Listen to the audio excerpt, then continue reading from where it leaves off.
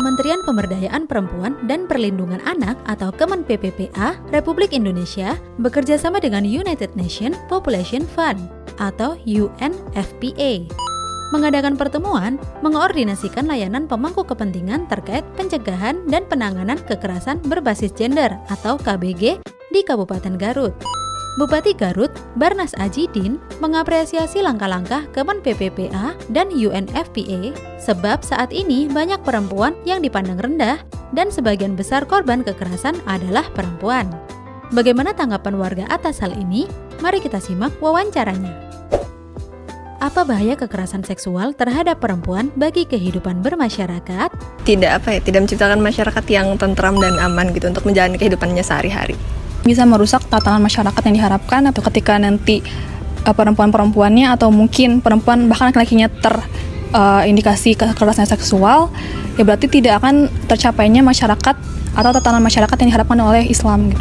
Bahayanya atau dampaknya sangat teramat besar gitu kan. Kekerasan seksual itu mempengaruhi terhadap mental atau psikis pada perempuan itu sendiri, yang dimana mental atau psikis perempuan itu harus terjaga karena kan perempuan itu adalah tiang-tiangnya yang nanti akan membangun generasi yang dimana menjadi madrasah pertama bagi anak-anaknya. Jadi kayak keluar tuh kayak nggak tenang gitu, kayak selalu ditatapin atau apapun walau saya berpakaiannya ya menutupi semua gitu loh. Mengapa saat ini sering terjadi kekerasan seksual terhadap perempuan?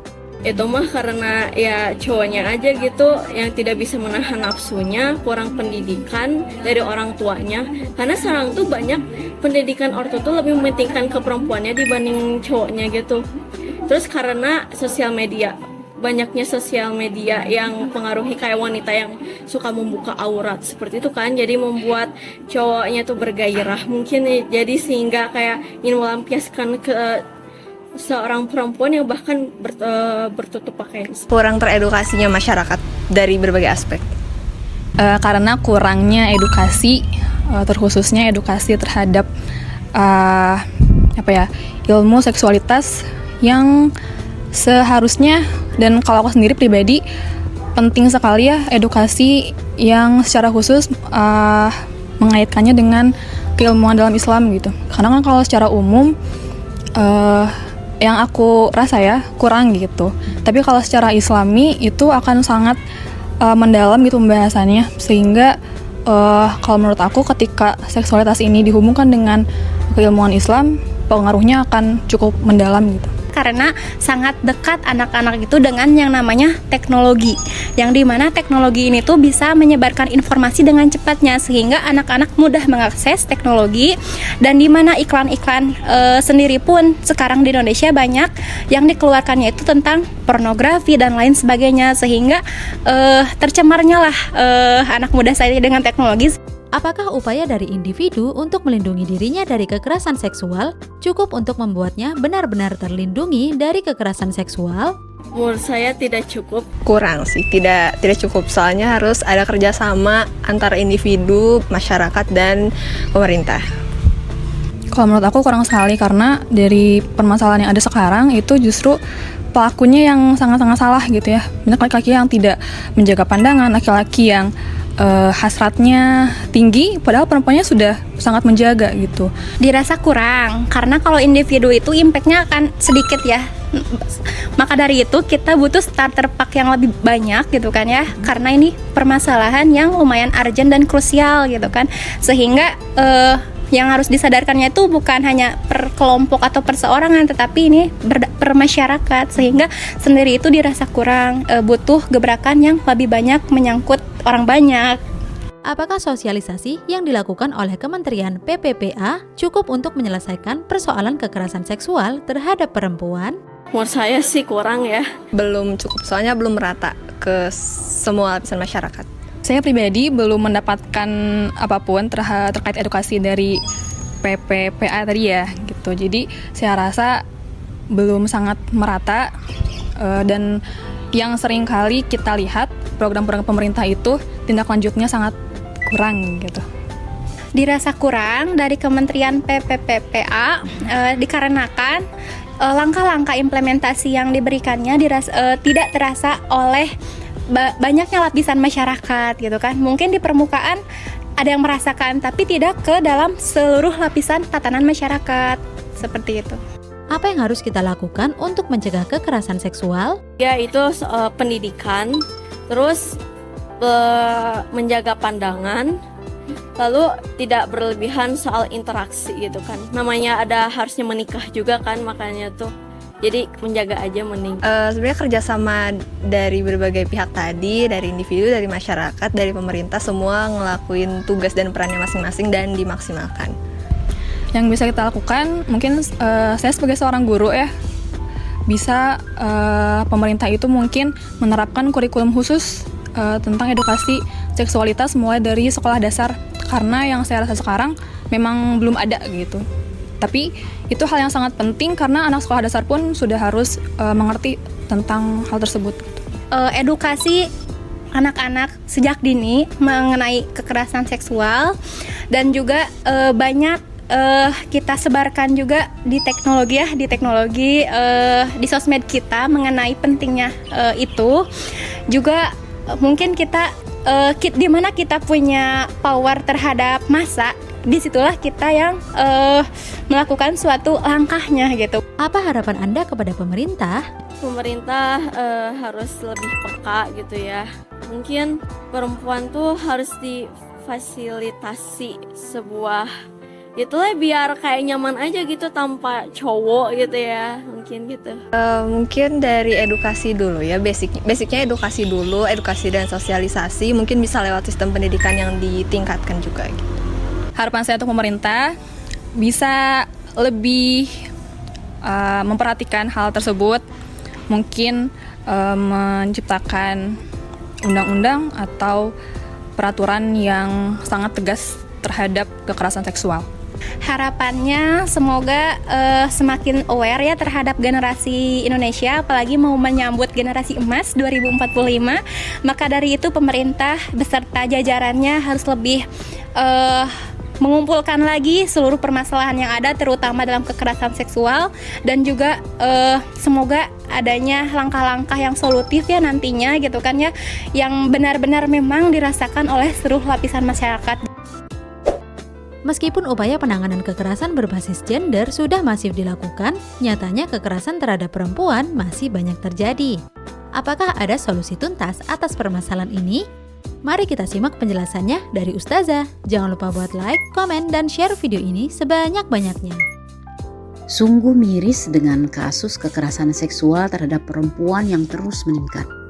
Data dari Komnas Perempuan, jumlah kasus kekerasan seksual terhadap perempuan pada tahun 2023 adalah 2078 kasus atau 24,69% dari total kasus kekerasan yang terjadi. Angka 24% ini sangat mencengangkan karena menggambarkan negara telah gagal dalam melindungi kaum perempuan untuk mendapatkan keamanan dan kenyamanannya. Kekerasan seksual semakin marak karena ideologi sekuler kapitalisme semakin berkembang dan menguat di tengah masyarakat. Kapitalisme telah menghantarkan tatanan masyarakat yang rapuh dalam semua sisi. Hal ini tercermin dalam pemahaman agama yang semakin melemah, pergaulan yang semakin liberal, ditambah perilaku masyarakat yang materialistik dan tekanan beban hidup yang tinggi menjadikan moral masyarakat makin tak punya pijakan yang bermartabat. Pemerintah memang telah mengeluarkan Undang-Undang Nomor 12 Tahun 2022 tentang tindak pidana kekerasan seksual. Akan tetapi, Undang-Undang TPKS ini tidak mampu menyelesaikan kasus kekerasan seksual terhadap perempuan. Bahkan, alih-alih menjadi solusi, yang terjadi justru menumbuh suburkan budaya seks bebas di tengah masyarakat. Kekerasan seksual menurut undang-undang ini adalah setiap perbuatan yang bersifat fisik dan atau non-fisik mengarah kepada tubuh atau fungsi alat reproduksi yang disukai atau tidak disukai secara paksa dengan ancaman, tipu muslihat atau bujuk rayu yang mempunyai atau tidak mempunyai tujuan tertentu untuk mendapatkan keuntungan yang berakibat penderitaan atau kesengsaraan secara fisik, psikis, seksual, dan kerugian secara ekonomi. Dari definisi ini, maka disimpulkan bahwa yang akan terkena delik hukum adalah jika mengandung ancaman dan paksaan. Adapun jika suka sama suka, tidak mengandung ancaman dan paksaan, maka tidak akan terjerat hukum. Seks bebas yang didasarkan suka sama suka tidak menjadi soal. Kehadiran Undang-Undang TPKS ini malah boleh dikatakan menjadi payung hukum legitimasi perzinahan. Nauzubillah. Upaya pemberantasan kekerasan seksual terhadap perempuan dengan melibatkan LSM ataupun NGO asing juga tidak akan membuahkan hasil selama basisnya adalah sekuler kapitalisme. Dan hal ini sudah terbukti bahwa saat ini berbagai program digelar, tapi semuanya gagal. Perlindungan sejati terhadap perempuan dan ancaman kekerasan seksual sebetulnya diatur oleh aturan Islam. Syariat Islam telah meletakkan dasar-dasar penjagaan kehormatan perempuan sedari pendidikan dini. Pertama, Islam mencegah dan meminimalisir terjadinya kekerasan seksual dengan mengatur sistem pergaulan melalui mekanisme yang khas. Di kehidupan umum, Islam mendudukan kaum perempuan sebagai mitra laki-laki dalam kehidupan domestik dan publik. Dalam kehidupan rumah tangga, mereka seperti dua orang sahabat yang bekerja sama dalam mendidik generasi. Kedua, Islam juga memerintahkan kepada laki-laki dan perempuan untuk menutupi auratnya dan menjaga kemaluannya. Ketiga, dalam sistem Islam juga diperintahkan untuk memisahkan tempat tidur anak-anak saat mereka berusia 7 tahun. Keempat, dalam Islam berlaku pula aturan mengenai izin saat hendak memasuki rumah. Inilah upaya preventif dalam Islam untuk menghindari terjadinya interaksi seksual dalam keluarga. Perlindungan terhadap perempuan dengan memberlakukan aturan dan hukuman yang tegas sebetulnya adalah tugas negara. Negara wajib hadir untuk menjalankan hukuman yang tegas kepada warganya. Negara wajib menghukum pelaku pelecehan seksual, pemerkosaan, dan yang sejenisnya dengan hukuman yang setimpal sesuai syariat Islam. Negara juga wajib mengawasi pemilik media untuk tidak menyebarkan konten yang berisi hal-hal yang membangkitkan naluri seksual dan akan menindak tegas jika melanggar syariat. Dengan aturan dalam kehidupan khusus dan kehidupan umum ini, Islam menjadi satu-satunya sistem yang memberikan kepastian perlindungan bagi perempuan dan anak dari kekerasan seksual dalam institusi keluarga. Semua ini hanya akan bisa terrealisasi dalam institusi khilafah Islam yang menerapkan aturan-aturan Islam.